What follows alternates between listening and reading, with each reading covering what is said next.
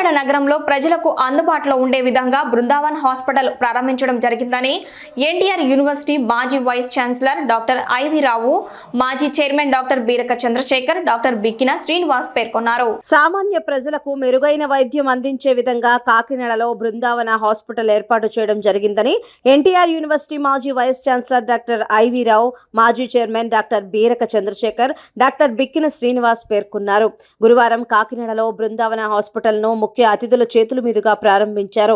ఈ సందర్భంగా వారు మాట్లాడారు. జనరల్ మెడిసిన్ కాకినాడ ప్రజలకు అందుబాటులోకి వచ్చిందని చెప్పారు. రాజమండ్రిలో 5 సంవత్సరాల పాటు డాక్టర్ శ్రీనివాస్ వైద్య సేవలు అందించడం జరిగిందన్నారు.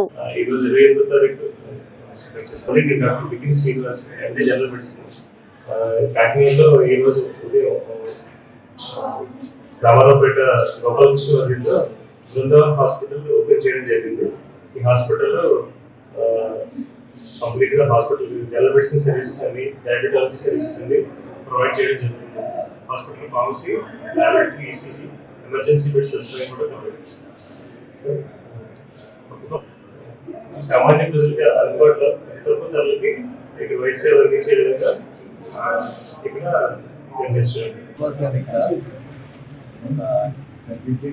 స్టార్ట్ చేశారు.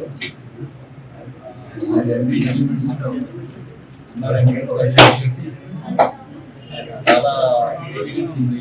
ఆయన ఒక 4 సంవత్సరాలు రాజమండ్రిలో రామరాజు గారు ప్రముఖ కార్డియాలజిస్ట్ వారి దగ్గర పనిచేయడం జరిగింది. ఆ తర్వాత అన్ని చేసి ఇక్కడ ఈరోజు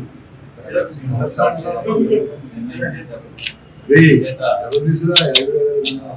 చాలా సంతోషకరమైన విషయం.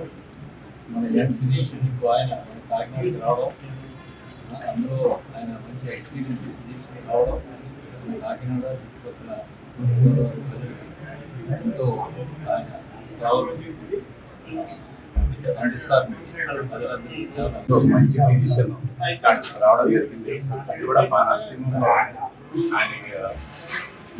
రామకృష్ణ చేయడం చాలా మంచి వ్యక్తి. రాజమండ్రిలో 5 years హాస్పిటల్లో రామరాజు గారి ఎంతో కమిట్మెంట్ ఉన్న వ్యక్తిగా అది చూడగానే ఆయన శ్రీనివాస్ గారి నాకు చాలా ఇంప్రెషన్ ఏర్పడింది. తప్పనిసరిగా కాకినాడ పట్టణంలో మంచి సేవలు అందిస్తారని, ఆయన అభివృద్ధిలోకి మంచి ఫ్లరిషింగ్ రావాలని మనస్ఫూర్తిగా కోరుకుంటున్నాను.